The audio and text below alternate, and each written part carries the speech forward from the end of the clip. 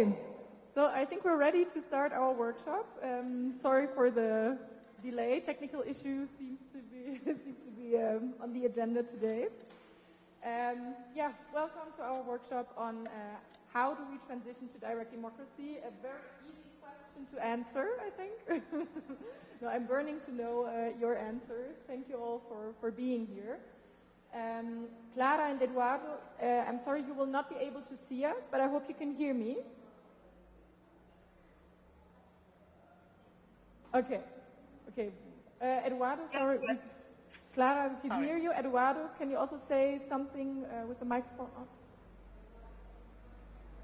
on? You're muted? Yes. No, I'm not in mute. Okay. Can you hear me now? Yes, we can hear you. Okay, perfect. That's set. So let me just introduce our distinguished panelists before we enter our discussion. First up, as a remote speaker, we have Eduardo Schindler. He is originally from Chile, but has lived in Switzerland for the past 40 years, so he has experiences from both countries. He is the author of the book Liberty and Prosperity, Switzerland's Magic Recipe, of which direct democracy is the main chapter. Thank you, Eduardo, for joining us today. My pleasure. Thanks for having me in this panel. Then, to my right-hand side, we have Rosa Inés Alacio Garcia from the Universidad Autónoma de la Ciudad de México. She's a member of the National System of Researchers Level 1 of, I hope I pronounce it right, CONACYT, thank you. She is also the academic secretary of the Mexican Society of Electoral Studies and director of the State Committee AMECIP, Mexico City. And she's the founder of the Political Science and Urban Administration program at the Universidad Autónoma de la Ciudad de México, Planet Cuauhtepec. I'm also learning Spanish while being at the Global Forum. And she is an expert on the different processes of political participation in Mexico. And you can already see our speakers have a lot of experiences, so please excuse if I just read them out to you, not to forget anything important. Then, here on the other, at the far end, we have Uffe Fliedkjær from Denmark. He is the founder and chair of Europe Dialogue, an international citizen think tank with 440 members from over 60 countries. Very impressive. And he's the winner of the EU Citizen Prize 2022. He's also the author of the book Folk Ambassador, Dialogue Across Borders, and is on the way with a new book on Europe Dialogue and the EU Citizens Prize 2022. And he's a local board member of the Danish United Nations Association. Then, in the middle, on this side, we have Dr. Raban Fuhrmann from Germany. He has loads of experience. He has been developing, supporting, and training innovation processes in politics, business, and civil society since 1999. He's also the director of the Academy for Learning Democracy, which is part of Democracy International. He's the owner of the Reform Agency for Organization and Democracy Development, and he's a lecturer in leadership and governance at the University of Tübingen. Moreover, he has served as a member of the State Commission of North Rhine-Westphalia, a German province, the most populated German province actually, and the German Bundestag on democracy. And he was the scientific validator of the grassroots project Abstimmung 21, so Vote 21, which was a civil society organized, or actually the first informal national citizen-initiated referendum in Germany, organized by civil society to show that the tool of referendums could actually work at federal level. Then, as our second remote speaker, we have Clara Egger from France, but who is living in Belgium. She's a professor of global governance at the Erasmus University in Rotterdam. She's a founding member of Espoir RIC, a French national organization promoting direct democracy in France. She's also the editor of Review of Democracy, a board member of Democracy International, so we see quite a lot of each other, And she has co-authored, or she is co-authoring right now, a book on the design's origins and effects of direct democracy institutions in the French, in the French language, and it will be published at the end of 2023. Then, on my left side, we have Dr. Juan Reyes del Campillo Lona from Mexico. He is a professor and researcher at the Universidad Autónoma Metropolitana Unidad Xochimilco. His research interests cover electoral political processes, parties, elections, representation, and political culture. He is a member of the National System of Researchers, a former electoral advisor at the Electoral Institute of the Federal District, and he is the author of more than 100 articles in specialized journals and collective books. And also the author of and coordinator of several books on democracy, citizenship, parties, and elections. So you can see it is going to be a very interesting panel. Just a few words about the structure that we are going to have. Every speaker has 3 minutes in the beginning to provide some insights into their countries, to give an interesting example from their countries. After that, we will transition to an open panel discussion with reactions and an attempt to answer the main question of our panel, how we can actually transition to direct democracy. And towards the end, there will be time for questions. And at the very end of our panel, every speaker will have 1 minute for a takeaway on how to transition to direct democracy. I will be the timekeeper. I have had some practice during the last days. I don't have my signs with me, unfortunately, but I will let everyone know once you have 1 minute, or once there's 1 minute left, and once your time is over. And I will be very strict. Okay, then let's start. Eduardo, do you want to start? Very, very nice. Thank you very much. But ladies first, so I suggest you might take Clara. Okay, that's fine. Then, Clara, would you mind? Well, thanks a lot, and thanks a lot for having me remotely. I would have loved to be with you in Mexico, but I could not because I had to teach, which is nice as well. But that's how it is.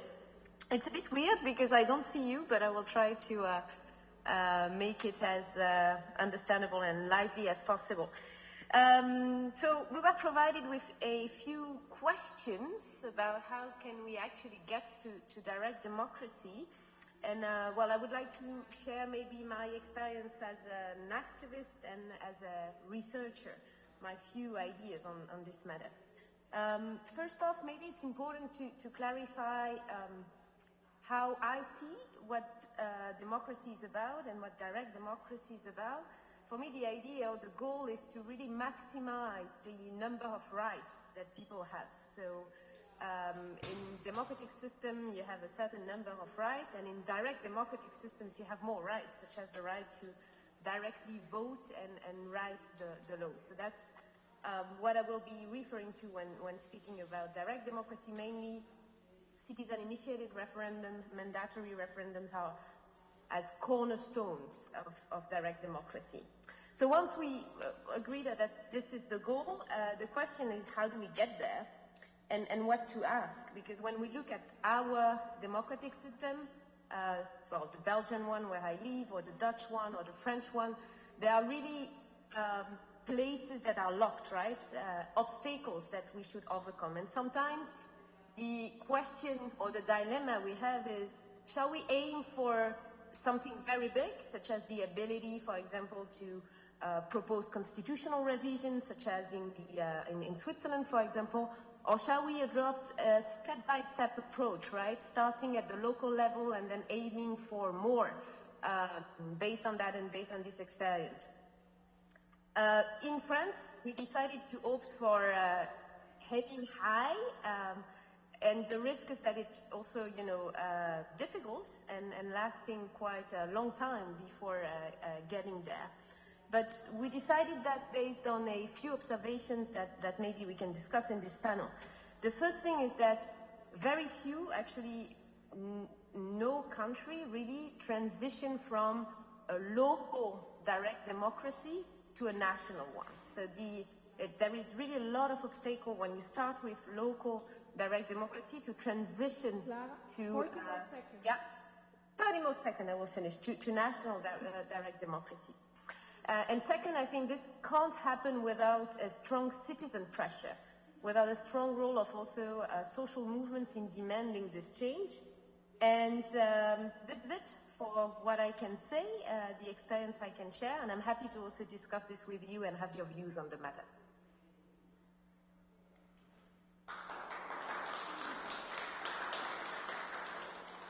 Thank you very much. Right on time. Then, do you want to go next? Yeah. Yeah, nice. Hello? You can hear me, I can hear. Yeah, it's a great pleasure to be here in Mexico, and I want to start with two examples of inspiration I got here in Global Forum 2023. One was the first day, one of the panelists was talking very much about the heart, to have the heart with you, what you are doing. And that's for me very important, to have the heart in that democracy or the dialogue. And then this morning, we met a German gentleman outside the hotel, and he had a T-shirt, and it was about follow your dreams. And then there was a red across, cancelled. And that's sometimes the dilemma you have, that you work very hard, you follow the dreams, and then you get challenged and you feel, it's all cancelled. So it's interesting to be in this. I am more working with direct dialogue than direct democracy, you could say. The fundament for the work of Europe Dialogue is the EU Conference on the Future of Europe, which was a one-year-long conference with maybe 50,000 meetings all over Europe about the citizen view on the future of EU, European Union, and Europe. So I was a part of it and organized many meetings in this big conference, and now I work on a national follow-up on this conference on the future of Europe. So I'm from Denmark. The situation in Denmark is that in 2025, Denmark has the EU presidency, and Denmark is also a candidate for the UN Security Council. So as a small country, we can have a lot of influence in EU and United Nations. So I will make some local dialogue meetings around Denmark where I want the citizen to express. 1 more minute. Yeah, what do you think Denmark should be doing in European Union and United Nations? And then a little funny experience on my way to Mexico. I have a member from Direct Democracy, and he told me, I cannot be there. Can you represent me in Mexico? And I said, yes, why not? So I would just say about Direct Democracy, they work with authentic democracy and through freedom. And it's a pleasure to be here in Mexico. Thank you so much. Thank you very much. Then, Dr. Juan Reyes, I would suggest we continue with you. Muy bien, muchas gracias. Buenas tardes. Bueno, en la experiencia mexicana, tal y como sucede en muchas partes del mundo, los ejemplos de participación directa se producen, se desarrollan en espacios limitados, en espacios relativamente pequeños, en donde se toman decisiones colectivas que atañen a las propias comunidades. Además de las decisiones sobre los problemas que tienen las comunidades, pues se resuelve quiénes van a ser los que se encarguen de los diferentes, cargos políticos que hay en las comunidades. La verdad es que estos procesos han adquirido cada vez mayor aceptación en nuestro país. En el caso, por ejemplo, de Oaxaca, no solo, están estos regulados por la ley electoral, en donde se producen y se conocen hoy en día ya no como usos y costumbres, que es como nosotros lo llamábamos, se conocen ahora como procesos normativos internos. Y bueno, estos procesos, ¿no? De alguna manera son procesos acumulativos, porque cada determinado tiempo, cada 2 o cada 3 años, se van haciendo los nombramientos. Y las personas van desde los puestos más bajos hasta los puestos más altos que tiene la comunidad. Y esto es muy interesante porque implica el compromiso que adquieren cada uno de los ciudadanos de estas comunidades. Y lo cierto también es que la población está observando su desempeño, está observando su compromiso y su rendición de cuentas de cada uno de los que ocupan estos cargos. Y los van eligiendo, pues, a través del tiempo, los van, digamos, obviamente para alguien es muy, muy importante no solo reelegirse, sino ascender de puesto en la comunidad. Ahora, algo que me interesa destacar es que hasta todavía hace unos años las mujeres estaban excluidas de estos procesos, ¿no? O sea, las mujeres estaban marginadas, ¿no? y difícilmente les permitían llegar a los puestos más importantes, ¿no? Bueno, ya no es así, ya hay comunidades que han electo mujeres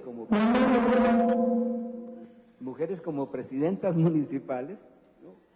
Y bueno, esto da una idea de cómo se están abriendo, ¿no? Ahora, en México, fundamentalmente esto sucede en el estado de Oaxaca, ¿no? En donde hay 540 municipios y prácticamente en 400 se eligen autoridades mediante estos procesos.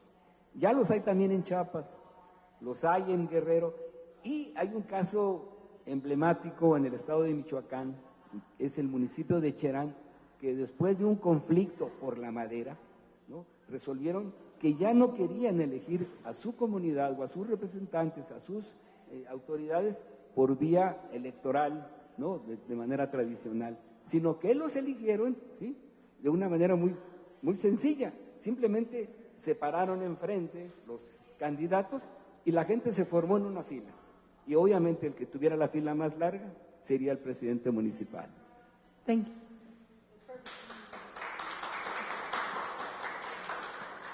Perfectly on time. Thank you so much. Can you hold on to the microphone for a second? Then, Eduardo. Yes. Do you want to go next? Thank you very much. I have prepared some charts to share. Is it possible for those charts to be shown where you are? Yes. Wait, we have some technical help here. If you can show up the chart number 1, please. Okay. And tell me once the chart is there, because we cannot see it. Yes. Yeah, you should be able to share. Is it there? It's not there. Could you help him maybe, and in the meantime we'll hear from you, Raban, and then we finish with you.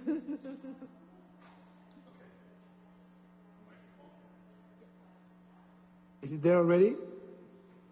No, it's not. You will receive some technical help right now. It's a PowerPoint chart. Yes. And she has it on the computer. Like it's on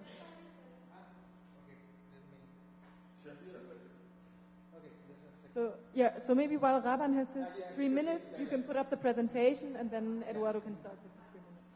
Yes? So what would you like to do? Have somebody else speaking 3 minutes and then I Yes, go? exactly. So we have another speaker right now, and in the meantime, we Yes. will put up the presentation. Excellent. Thank you very much. I appreciate it. Thank Sorry you. for the inconvenience. Okay, I hope you can hear me.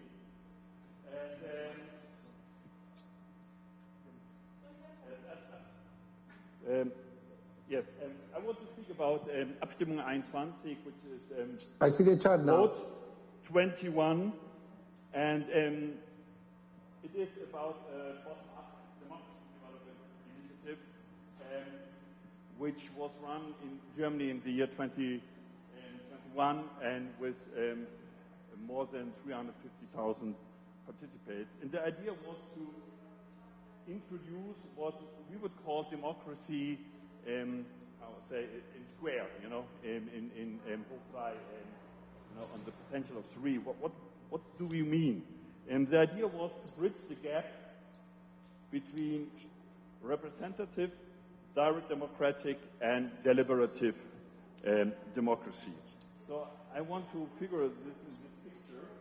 You know, a central question which we have as citizens is how can we make influence in the making of laws? Surely direct democracy is the last step. So the idea of direct democracy is that at the end we vote. But the first question is how do we get topics on the agenda? And for this, in the German democratic system, we have petitions. And there are different platforms, like, for example, Open Petition in Germany, which has 10 million users. So there's already a tool where you can sign and collect topics.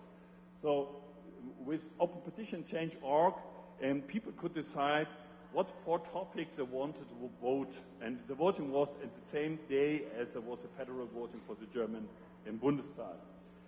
The second is, it's every time wise before you decide to discuss, to deliberate with other people. So we had a consultation. One more minute, step. Yes, the second step, a consultation phase, a deliberation phase with an instrument we developed. It's called House Parliament, the Home Parliament. So people could gather the information, they could invite friends to the home or in school or at the pub, they could discuss, and at the end everyone could vote on the app. And then at the end we had this, you know, national-wide voting, or by post or by digital means. And it was very interesting because it was really like a self-empowerment of the people, because on the federal level there's no initiative from government or parties anymore to introduce direct democratic tools. So we say, well, we are the owners of democracy, so we are just, you know, it's like the tail wagging with the dog. So we said, we as people, we will start to show the politician that it is possible to introduce new innovative forms of a comprehensive model. Thank you, Raban. Please finish your sentence. Yes, that was really my last sentence. So people can introduce and change ourselves the way of how politics works. Thank you. Thank you very much. Then, Eduardo, I think we're all set. 3 times a lucky charm, so let's go. Yes, thank you very much. So, I appreciate. The question of our panel is, how do we transit towards a direct democracy? So these charts are showing how direct democracy works in Switzerland, the country that I know best. What you have here is, in some ways, what was said before.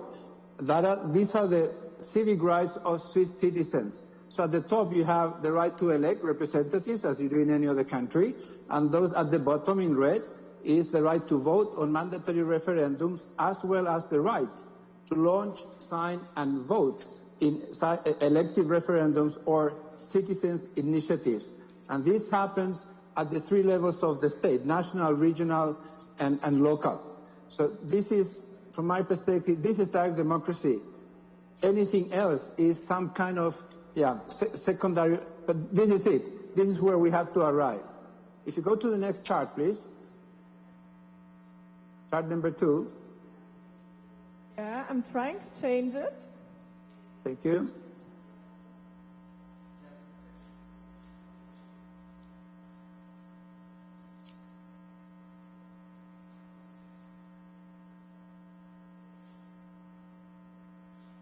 Excellent. This is the second. No. One less. Excellent. Stop there.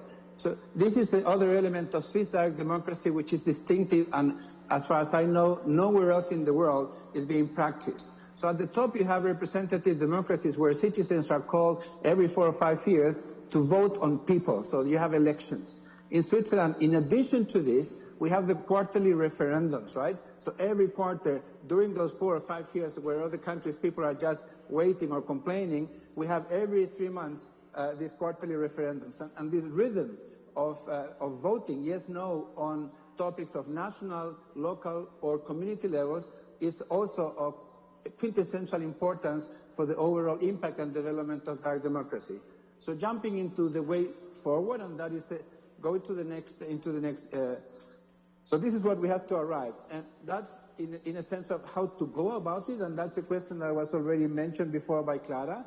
I have views on this. You have to go through the line of least resistance. So going small or going big, you have to start small. So you implement these 3 rights at municipal level, I think is the easiest way to do, and you go for some period of time because all stakeholders need to learn the skills required to use them properly and to apply them properly. After a certain period of time, which could be 4 years, a period of, let's say, the next authority, you go into the regional, go into the next two slides, please. Then you go into a second stage for regional and local, and then you go into the third stage where you can go national. I hold the view that it's impossible to implement all of them at the same time and all 3 levels. And I stop here for now.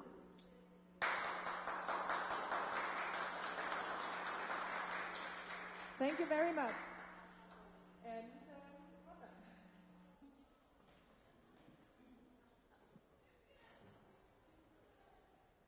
Hola, bueno, yo voy a tratar de vincular todos los conceptos. Coincido con Clara, hay que empoderar a la ciudadanía. Ya Juan Reyes nos había comentado de estas formas de elección que son por usos y costumbres, y en donde un tema del empoderamiento vinculado con esto que decía Clara es, bueno, y las mujeres estaban a un lado y apenas recién ya están menos a un lado, ¿no? Y vinculando también con Rabán esta idea de cómo meter temas a la agenda, y con esta última presentación en donde nos muestra lo municipal. En México existen un gran número de leyes. Hay 3 etapas, una antes del 2000, donde fueron los primeros estados y los primeros lugares que trataron de involucrar en la legislación. Yo lo voy a hablar desde la parte más formal, diferente a los usos y costumbres que planteaba Reyes del Campillo. Y en esta forma de construir las leyes, lo que ha impactado es la falta de resultados, y las leyes están en el ámbito municipal con el 115, porque los municipios pueden regular sus propios mecanismos, en el ámbito estatal con los congresos que han legislado mecanismos de democracia directa, y también en el nacional que inicia en el 2014 con la consulta popular, la iniciativa ciudadana, y recientemente con la revocatoria de mandato, que fue una ley que se crea en los momentos de pandemia, ¿no? Les voy a hablar de ejemplos. El primer ejercicio de consulta de mecanismo de democracia directa, para que se den una idea de dónde estamos en México y por qué nos es tan difícil empoderar a la ciudadanía y por qué nos es tan difícil un futuro posible en mecanismos de democracia directa. En 1995, el Ejército Zapatista de Liberación Nacional lanza un mecanismo de democracia directa, y el resultado fue una consulta informal, y 2 años después sucedió la matanza de Acteal. En el 2008, el grupo universitario impulsa en Mexicali una solicitud de consulta para detener el endeudamiento del municipio de 206 millones de pesos, 348.944. Y, pues, ¿qué creen? Que la respuesta fue no, y se endeudaron. El grupo ambientalista en Baja California intentó, bajo una consulta, detener la instalación de una empresa, y no se pudo entre 2004 y 2010.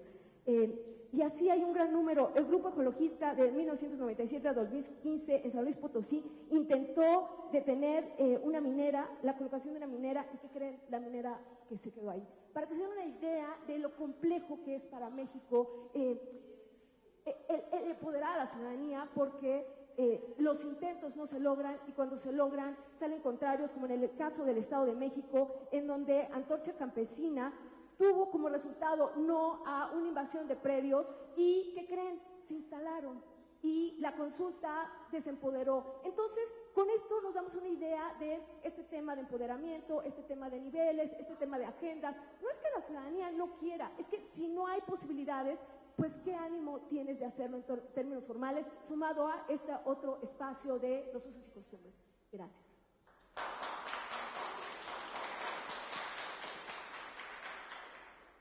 Perfectly on time. Thank you so much. So this was our first round, the introduction. And now I would like to move to our main question: how do we transition to direct democracy? Several of our panelists have already touched upon that question. And now I would invite each and every one of you to react to what has been said by some of your fellow panelists, if you want to, or otherwise attempt to answer our main question of today's panel. Is there someone who wants to grab the microphone? Yep. También puedo hablar en castellano, ojalá que me entiendes. Yo creo que la pregunta más importante es la cuestión sobre quién tiene el poder procedural. El poder más importante siempre es quien haga las reglas del juego. Entonces, hasta ahora, las reglas del juego político, del juego de democracia, es hecho por las personas que profetizan del sistema actual. Entonces no tienen muchos intereses en cambiar el juego. Es como si tú eres muy bien en fútbol, no quieres que ahora se cambien las reglas y quieres ya tomar con el mano, por ejemplo. Entonces, yo realmente creo que esa era justamente la razón por la cual hicimos ese experimento primeramente, para mostrar que al final nosotros, el pueblo, somos los que tienen no solamente el derecho, pero también el poder de hacer las reglas. Eso es justamente la experiencia en Suiza, donde todas las reglas democráticas son hechas por el pueblo y no solamente necesitas de colectar 100,000 de signaturas para poder cambiar la Constitución. Yo creo que eso es lo más importante. Es muy difícil de transmitir este tópico. Nosotros en Alemania lo llamamos un nuevo tópico político, que lo llamamos Demokratiepolitik, que viene la política de la democracia, porque tenemos muchos campos de democracia para seguridad, para, qué sé yo, nutrición y salud, pero no tenemos un campo político para la democracia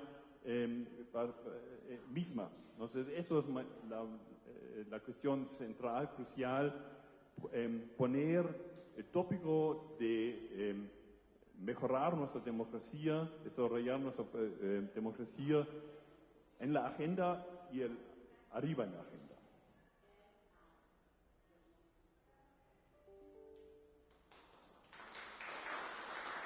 Thank you very much, Dava.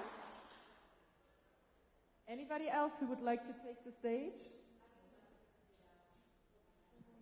You were first, Ufa, and then you. And Clara, are you raising your hand right now? Okay, perfect. Then we will have you. Yes. And wait, first Ufa, then Rosa, then you. And Eduardo, just so you know, we cannot see you. You cannot see me? Okay. No, we can't see you at the moment, so I don't know. Sorry, I was in the video before. Can you see me now?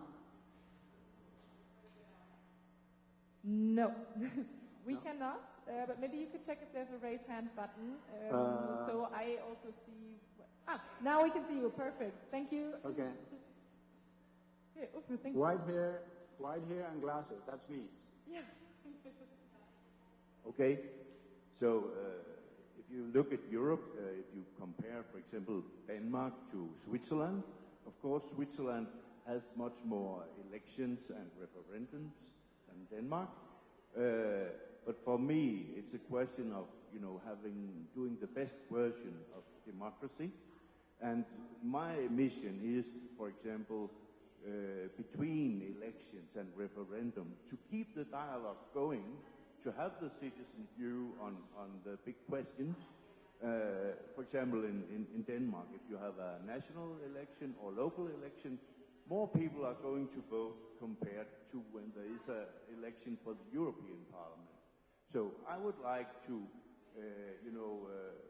get the Danes to be more interested in the international relations in European Union level and also United Nations level. So, because it's like the discussion between, for example, elections for European Parliament is like missing. So I want to create continuing dialogue about, for example, Denmark in international relations. Thank you.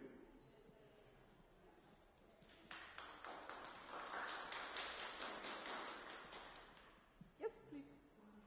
Bueno, me parece que hay preguntas que son importantes para el caso de México. ¿Son útiles los mecanismos de democracia directa en México? Con esto que les he relatado, pues la mayoría de las veces resulta poco útil para los ciudadanos.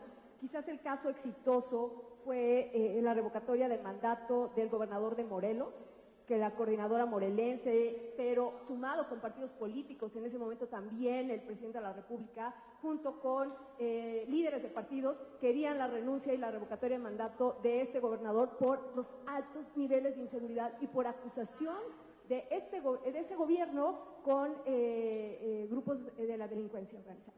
Entonces, solo así lograron la revocatoria de mandato. Entonces, sí es un tema complicado y me parece que respecto a esta forma de idealizar los mecanismos de democracia directa y de idealizar a la ciudadanía participativa, cuando en realidad es una ciudadanía que si no ve resultados, pues ¿cómo queremos que se empodere? Tendríamos que entonces preguntar, ¿sirven los mecanismos de democracia directa en México?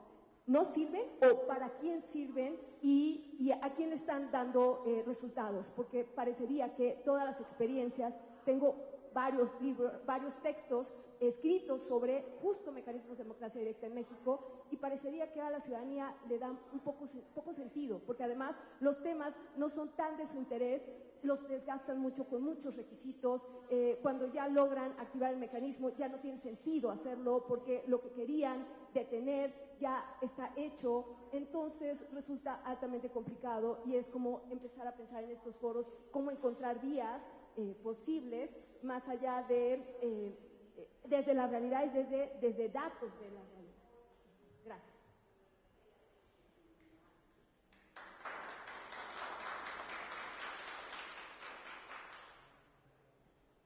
Thank you very much. Clara, you're next. Yes, thanks a lot. And I'm really sorry because we hear the people in the room like we don't hear you so well. So I will answer a bit to some of the points Eduardo raised. Not that the one that were raised in the room were not interesting, but just I could not hear them.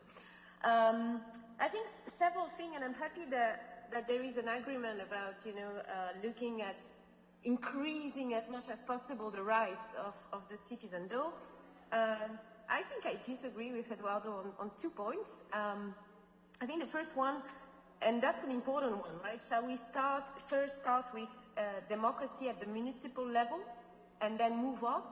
Well, I would say it depends on the type of political system you live in. Switzerland is very decentralized. Cities can do a lot of things. A city like Geneva can even have international agreements with other cities. If I take Belgium, if I take the Netherlands, if I take France, cities are very limited power. So, of course, most of the elected officials, they are very happy to give direct democracy at the local level. Why? Because basically people will decide a very limited number of things. And I think also we should not forget that for elected officials, direct democracy is always a concession, right? Something they do because they face pressure, because they have little choice.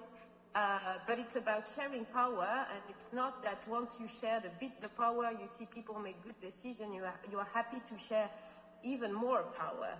A good example is the United States of America, right? A lot of states have very good direct democracy instruments, and at the national level, there is nothing. And there will be nothing for a very long time because there is no willingness to share any power on foreign policy. So I think this has to be taken into account when we speak about democracy, direct democracy at the local level, is how many power does it really give to the people? And in most of the political system, it's very little.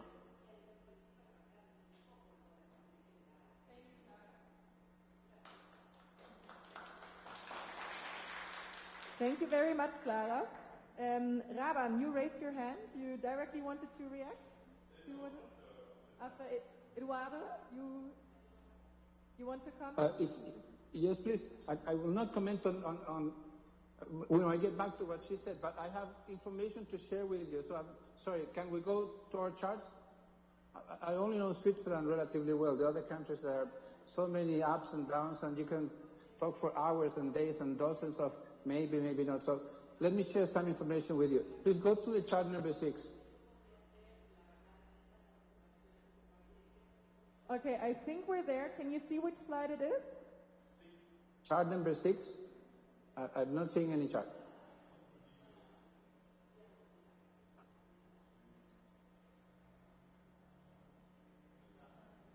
Okay, we're at 6. Well, I don't see it for some reason. Okay, do you see a waterfall, right? For some reason, yes. I cannot see it. A breakdown of Anyway, the 461 topics. The chart number 6 shows that in 140 years, there are a number of hundreds of topics that came to be, in principle, voted or referendum by way of the citizens' initiative. And what this chart is showing you is that half of those that are launched in some ways do not get voted because something happens, they don't get the signatures or what have you. And the lower part to the right shows that of all those that get voted, 90% of the citizens' initiatives at national level in Switzerland get voted no, and only 10% get voted yes. This is purely statistical for you over 140 years. Go to the next chart, please, which is number 7. Yes, we're there. Okay, thank you very much. Number 7 is all the votes that are taking place because of elective referendum. And this is very important. Direct democracy in Switzerland is universal and is permanent.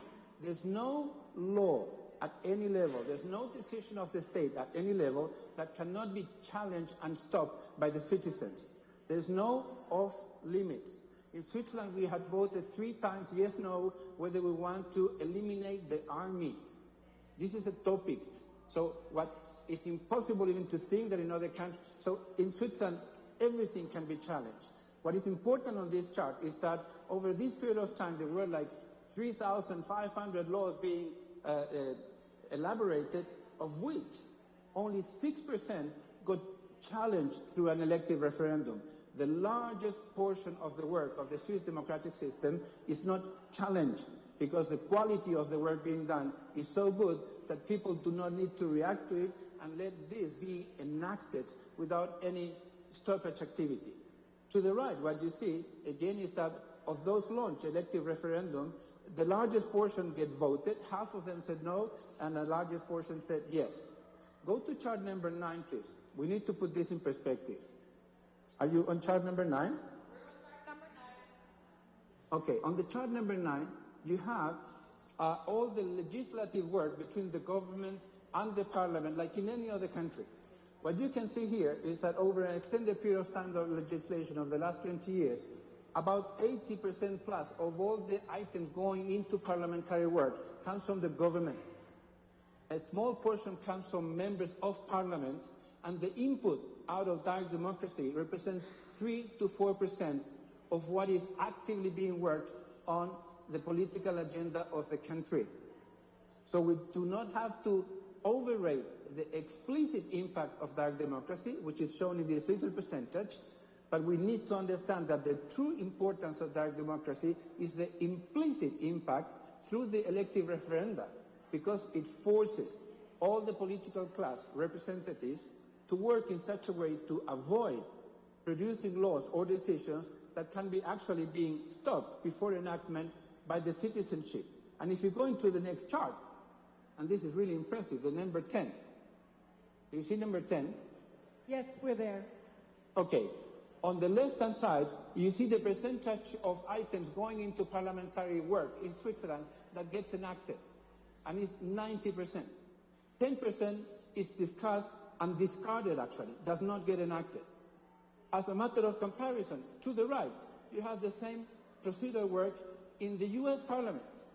Of only 10%, not even 10%, 7% of all that goes into parliamentary discussion gets enacted, and all the rest is just hot air and smoke going up, and yeah, the beauty of representative democracies, yeah? To put it in perspective. Go to chart number 11, please, to put things in perspective again. Yes, and we'll have to wrap it up a little to leave Yes, time for our chapter 11. You have yes, it, we're please? there. Yes. Okay. What you have on the left is all the items that had been voted, referended in Switzerland at national level over 140 years. So you have the three rights, mandatory, elective, and initiative. So it's about one-third, one-third. The column in the middle shows you all the items voted at the cantonal level in Zurich. And the column at the right is all the items referended at the level of the city of Zurich, the municipality of Zurich. And as you can see, the yellow and the blue, which is when the citizens get the act together and start opposing the activities of the government, and you can see at cantonal and municipal level, it's even lower than at national level. So direct democracy, this is the message, the implicit forces of direct democracy, so is hugely more important than what we actually vote, and journalists make articles about it. Okay, so this is only the tip of the iceberg. The true importance of direct democracy is the influence that the citizenships have on the work of the representatives. Thank you very much.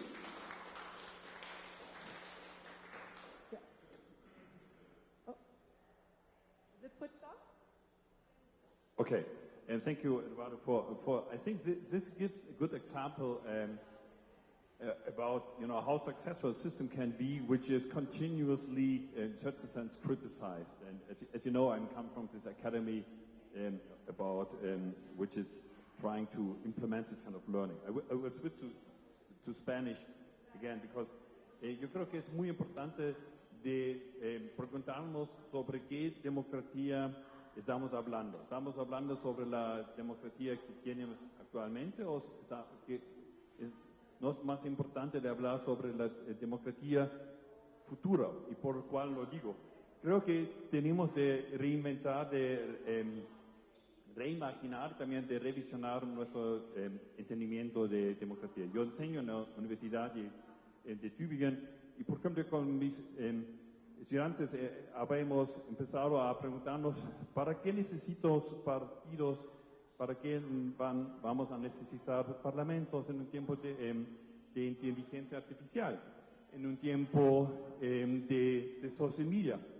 Entonces empezamos a desarrollar o buscar métodos nuevos y encontramos realmente, quizás en 20 años, no vaya a ser todavía necesidad de tener parlamentos.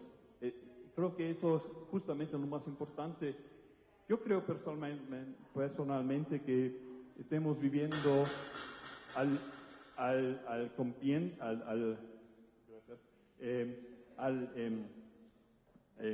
principio de un ciclo que va a ser increíblemente bueno. Realmente lo creo. Ahora muchas personas dicen crisis, pero yo creo que nosotros seres humanos tenemos una increíble posibilidad y esa es la potencia de co-crear cosas.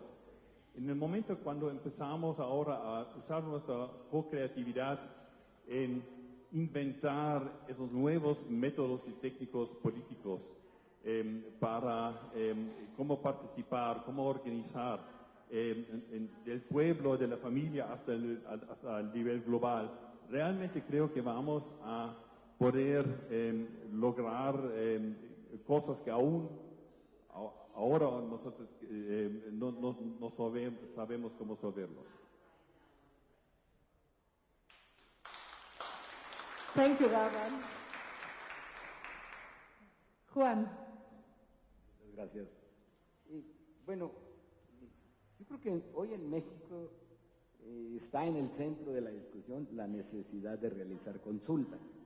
De hecho, en la propuesta de reforma constitucional se planteaba que el Instituto Nacional Electoral se transformara en Instituto Nacional Electoral y de elecciones y consultas, ¿no? Esa era la idea, ¿no? Esa reforma no pasó. Ahora, lo cierto es que en estos procesos de consulta la participación ha sido muy pobre, ¿no? O sea, la participación muy baja, un porcentaje de votación pues, que apenas si se acerca al 10%. Y bueno, la pregunta es, bueno, ¿por qué? de alguna manera es porque los ciudadanos no han internalizado, digamos, la posibilidad de formar parte en la toma de decisiones. No entienden, no ven, además ven los problemas como muy distantes, muy lejanos. De hecho, creo que lo que se necesita es que haya problemáticas más cercanas a los ciudadanos para que realmente se involucren y se interesen en participar. Entonces, me parece que ahí es donde está el centro del problema, ¿no? En donde los ciudadanos van a participar en la medida en que se sientan que están resolviendo cuestiones que les afectan directamente. Hay, por ejemplo, en la Ciudad de México, ¿no? Y las organiza el Instituto Electoral de la ciudad, lo que se llaman los presupuestos participativos, en donde los diferentes barrios, diferentes colonias, deciden en dónde se va, a dónde se van a destinar ciertos recursos. La gente puede decir, bueno, pues a unos juegos para los niños, que se pongan más luminarias, que se pongan, no sé, banquetas, pero realmente son cuestiones que les interesan a ciertas personas de esos barrios. Entonces están como que estamos en los extremos. Por un lado son cosas muy particulares y por otro lado cuestiones muy generales. Entonces yo creo que ahí es exactamente donde puede darse, ¿no?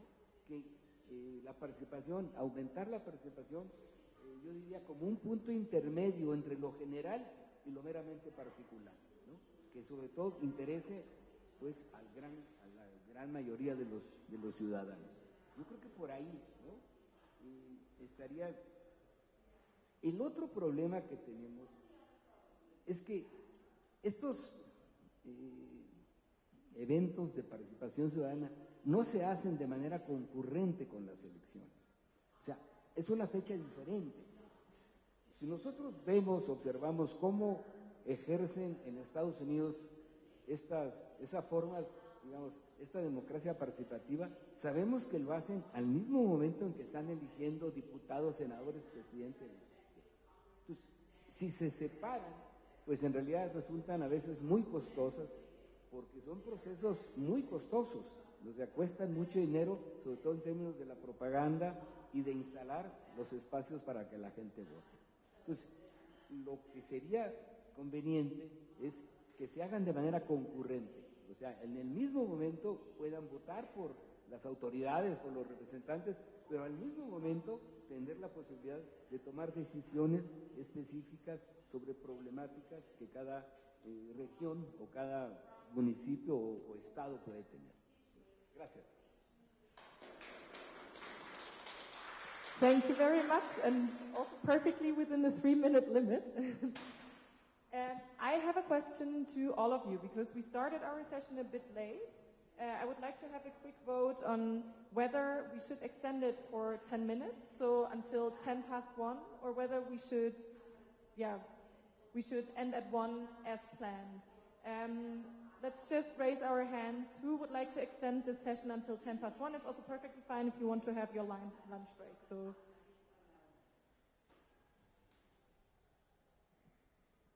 Okay, I think that looks like a majority. So let's finish at 1:10. Perfect. I would now like to open up the floor to questions from all of you so that we have a conversation about how to actually move towards direct democracy. Is there a question from you?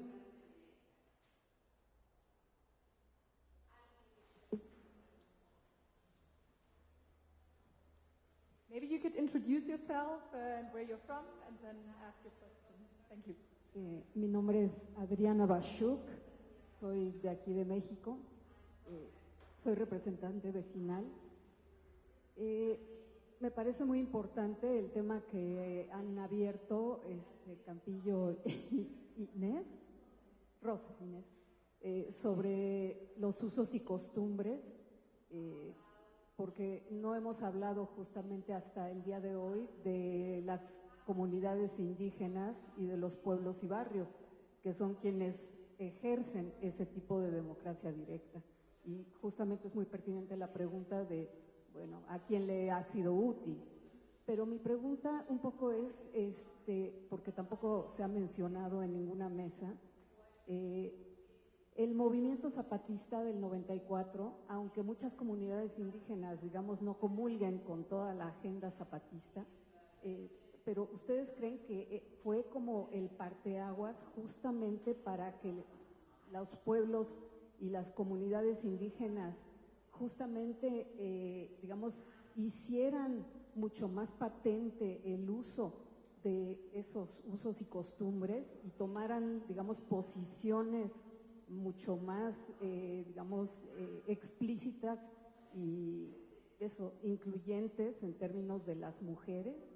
¿O a qué se debió esta digamos, visibilidad y este ejercicio que hemos visto, pues, digamos, en las últimas décadas? Thank you very much for this important question. Who would like to take the floor and maybe give us a short explanation of what the Zapatista movement was, so that everyone is on the same page, also the ones who are not from here. Yes? Perfect. Bueno, efectivamente usaste la palabra perfecta.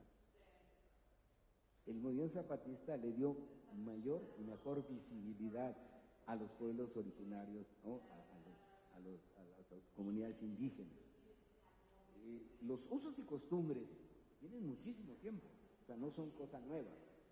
Sin embargo, en términos de la autoridad, los ha reconocido y los ha venido regulando, legislando al respecto, ¿no? Entonces yo creo que esa es la respuesta, pero desde luego lo que hubo fue mayor visibilidad a la problemática, como que antes no existía, ¿no?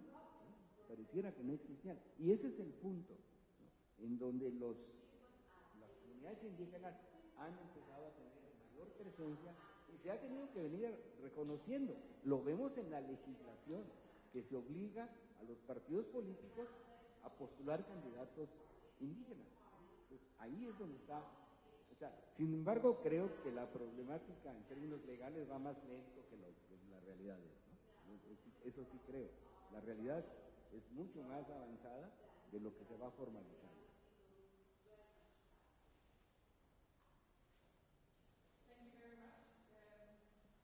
I'm having trouble with my or interpretation device, so I will listen with my limited Spanish from now on.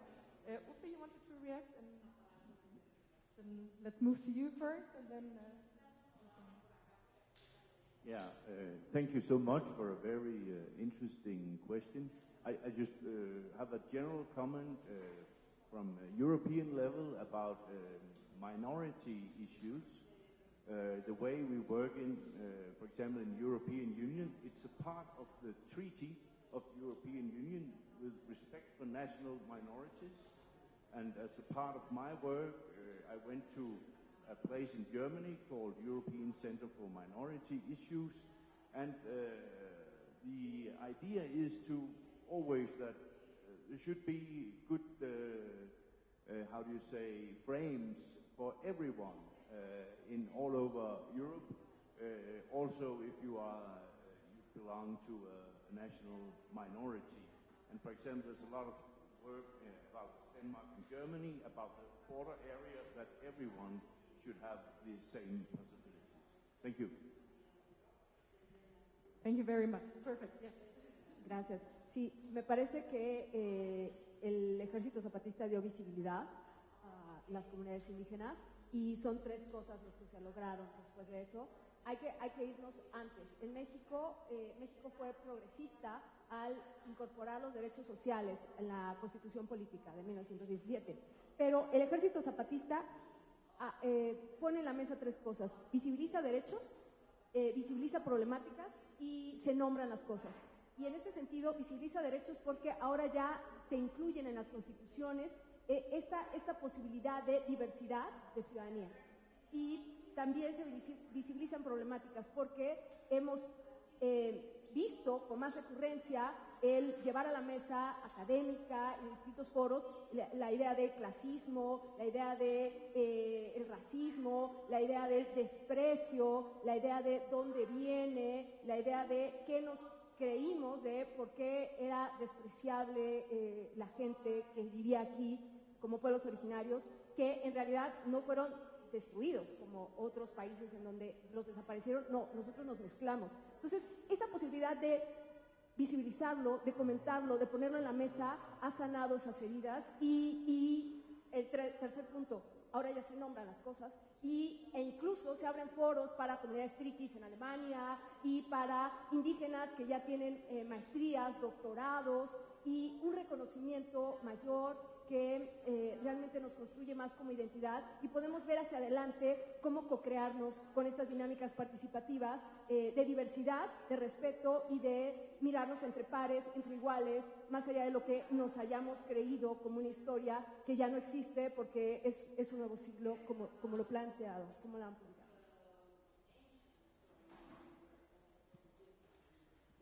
Thank you very much. Raban, you also wanted to comment, and then we will move on to the next question so that we still have enough time. Yeah, very briefly. Yo creo que como es para la cuestión de cómo podemos introducir democracia directa, realmente, como usted ha dicho, que ya casi teníamos en todos lugares democracia directa en tiempos pasados. ¿Ya? En casi todos los pueblos indígenas, por ejemplo en Alemania también. Suiza es un buen ejemplo porque el modelo suizo es el modelo de antes del tiempo medieval. No sé, así que yo creo que lo más importante para introducir democracia directa es empezar justamente en el nivel lo más local posible. ¿Ya? Y de ir hasta arriba. Thank you very much, Raban. And Dian.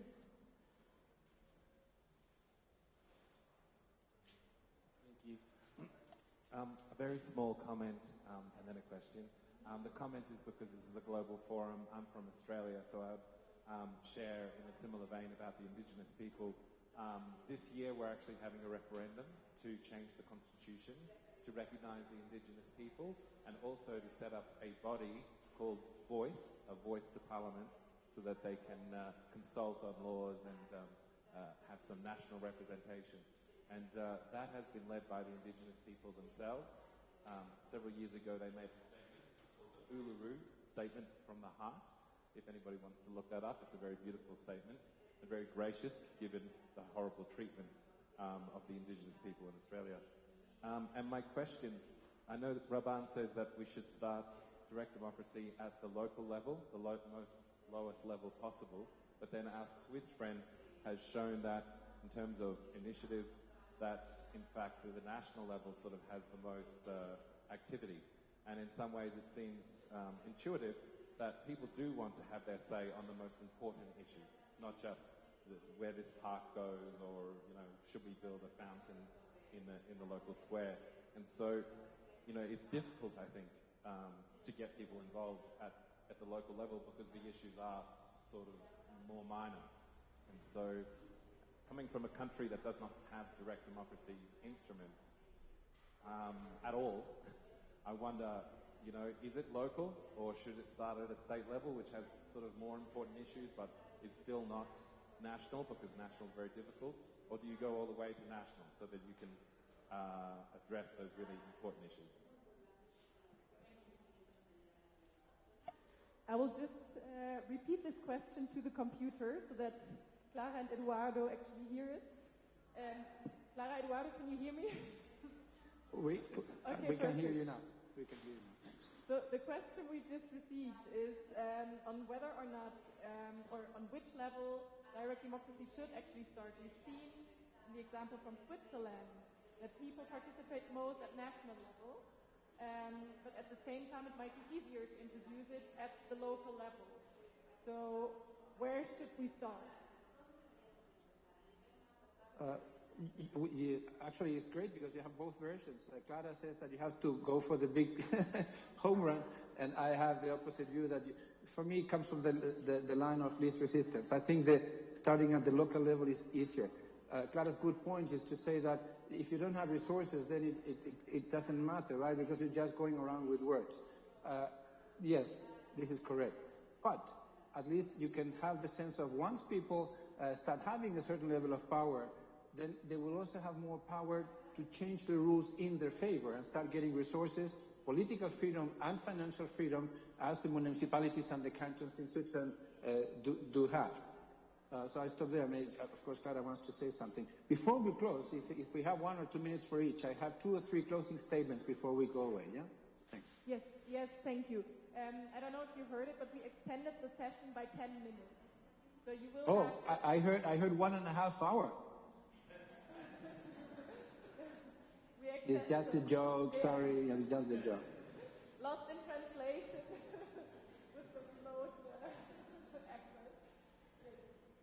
Yes. So we will start with the closing sessions at 1, with the closing statements. Clara, do you want to comment? So in 5 minutes, okay, great. Thanks. Sorry, I have my kid here. She wants to say hello. Actually, I think Eduardo raised a very good point here, which is one that I share.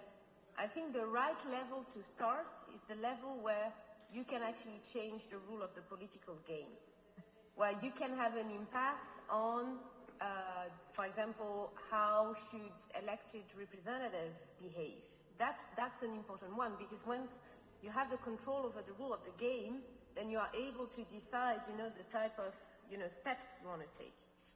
The core problem connected to that is that it's extremely rare that you have this right at the local level. Very few countries actually have that at the local level, this ability. I mean, I know Switzerland, some states in the US have that to an extent, with some competency being at the federal level. So my experience is that, based on research, right, we don't have any example of country with limited power at the city level who managed to have direct democracy at the city level and then move it up. That never happened in history. So when I look at my country, my experience is that the political debate on having direct democracy at the national level is completely stuck. Why? Because elected officials, they are clearly not in favor of sharing power right now. But they are open about it at the local level, and when you do interview with them, basically this is because they clearly say, well, at that level, citizens, they can't do much harm on anything, right? They will decide where flowers should be put in the street. I mean, that's all right? It's not that they can have a massive impact on the system. So I think it's important to have a clear view on that, because there is a risk, given also that the expectations about direct democracy are rightly high, that if you start with a level where people have little power, this creates a lot of frustration. We did that in France, right? We tried at the local level, and cities have so little power that people started to think, well, direct democracy, that just doesn't work, It's just something like, they give this to us, but that doesn't change really the situation. And I think we should be very careful with this level of frustration, that people start thinking, in the end, these are just words and it doesn't work. So this is where a bit I come from with this remark. Yeah. Can I comment on this? Yes, very shortly, because we have another panelist. No. How are the people? Then I'll get back to what she just said, because this is very interesting. In some ways, it's a quintessential on how to go about being effective. Because me, being in Switzerland, and I admire this country after living in Chile and being around the world, and I can hardly understand why Switzerland is so fantastic, other countries fail to copy. Where you heard time and again that France, Germany, Italy have made all kind of efforts and it doesn't work. So going back to that point of saying, so how would it really then happen, is of fundamental importance, actually. Yes.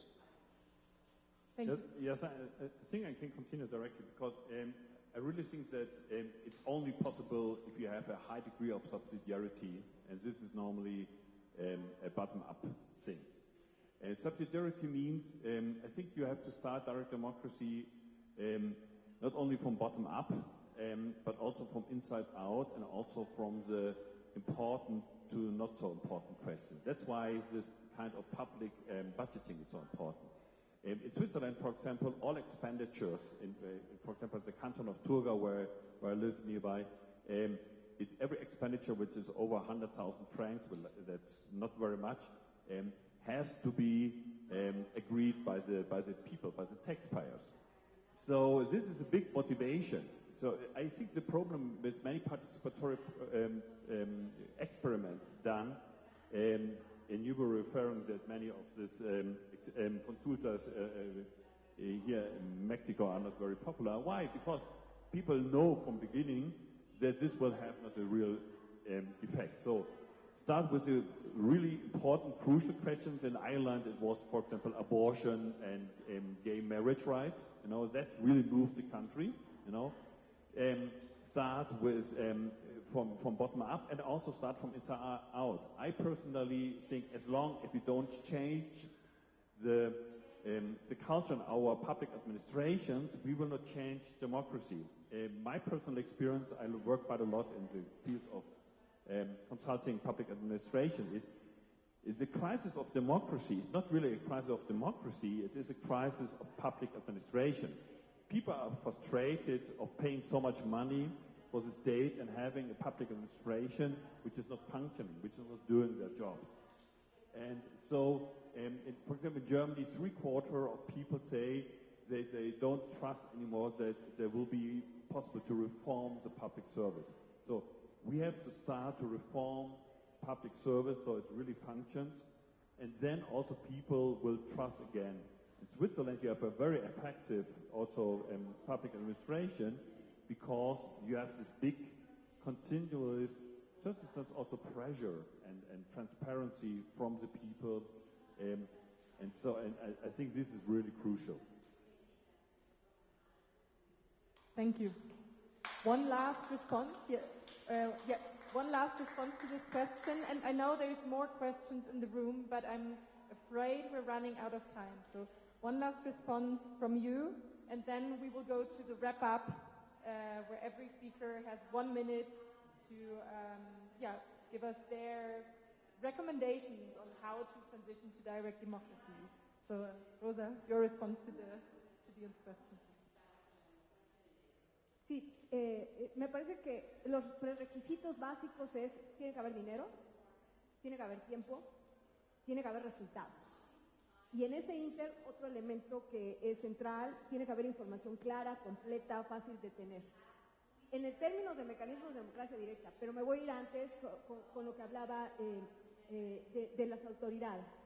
Me parece, en el caso de México, en el 2021 hubo elecciones.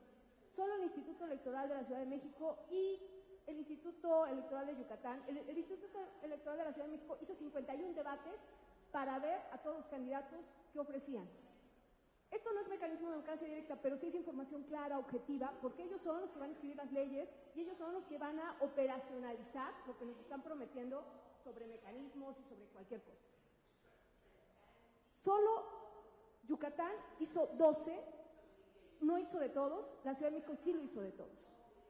Me parece que sí tenemos que empezar a buscar formas co-creativas para ver quiénes son nuestras autoridades, pero también para ver qué nos están ofreciendo con este interés de mecanismos de democracia directa y como ciudadanos realmente los resultados, porque los bajos porcentajes de participación no son gratuitos. Hay toda una trayectoria de datos en donde si no hay resultados, ¿por qué invertir tiempo? ¿Por qué invertir dinero? ¿Y por qué estar ahí simulando en un ejercicio de democracia que en realidad no lo es? Gracias. Thank you very much. So, for the last few minutes, your 1 minute wrap up of how to transition to direct democracy. Ufa, maybe we can start with you. I will just repeat the question to Clara and Eduardo. Clara and Eduardo, I don't know if you've heard, but we will now each have 1 minute for the wrap-up on how to transition to direct democracy. Your main recommendation or recommendations. We will start with Ufa, and I will let you know when it's your turn. Thank you. Yes, I think there's a lot of important takeaways from this global forum. best version of democracy. Freedom House told that it's going the wrong direction, so continue the good work as Global Forum. Use citizen assemblies. Work on United Nations level. For example, we have a European Parliament elected. Why don't we have a global parliament? The pandemic, reflections after that, that was a threat of democracy. And then in the Swiss constitution, there is a global responsibility for democracy. That's beautiful. Thank you. Thank you very much. And Ravan. I would propose not to speak about transition, but about transformation. I would propose not to speak directly about direct democracy, because direct democracy is only a tool, but about the vision behind it. So what is the promise of direct democracy? And with this, we have to tell. And if you're interested in this kind of knowledge of how to develop a democracy, I have some information here in English. Thank you very much. Thank you very much. You've been very fast, so maybe we have 1 or 2 extra minutes. Rosa Inés. Gracias. En realidad, cuando se plantea la democracia como forma de gobierno, se supone que incluía la participación. Cuando decimos democracia participativa, estamos redundando porque la democracia significaba participación. Es decir, no fue una participación suficiente. Y la democracia participativa no está siendo suficiente, por eso estamos en este foro y por eso seguimos pensando cómo hacerlo, porque como dice Clara, las autoridades no están dispuestas a compartir el poder. Y cuando lo comparten en cosas que no les afectan y que a nosotros no nos interesan. Los porcentajes de participación no son bajos, insisto, por casualidad.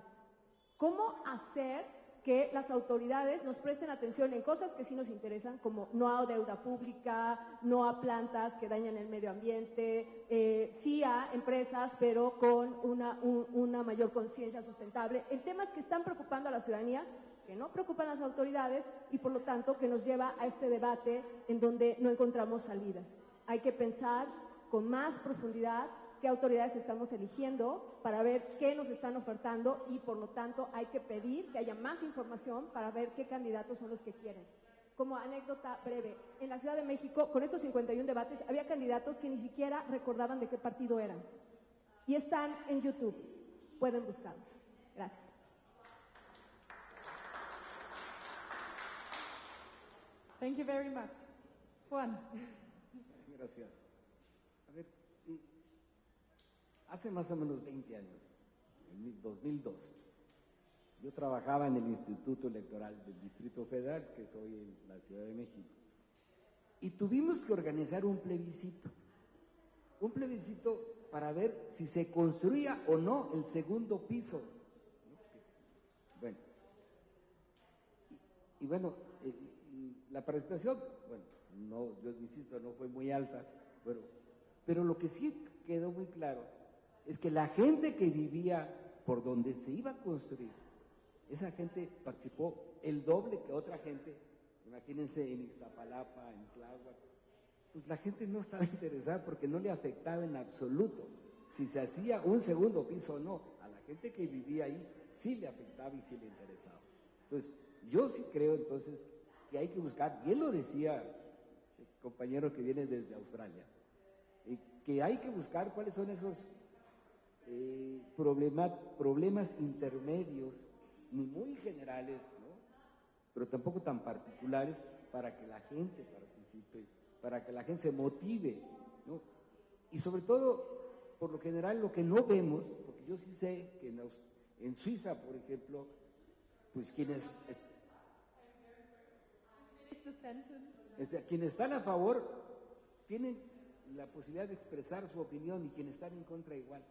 Aquí hacen consultas y pues quién sabe qué dicen unos, quién sabe qué dicen otros. O sea, ese es lo que debe generar un plebiscito, un referéndum, es un debate en la población, en la gente que está al menos bien informada. Thank you. Then, Eduardo, do you want to go next? And Clara, we can finish with you, if that's Thank you. Three statements from my side. First, direct democracy is complementary and not a substitute to a representative democracy. Actually, they work hand in hand. They complete and perfect each other, and combined can deliver liberty and prosperity like none on its own. Second, I hold the view that direct democracy can be implemented anytime and basically anywhere, in Mexico, in Chile, in France. Could have been done 20 years ago or 50 years ago.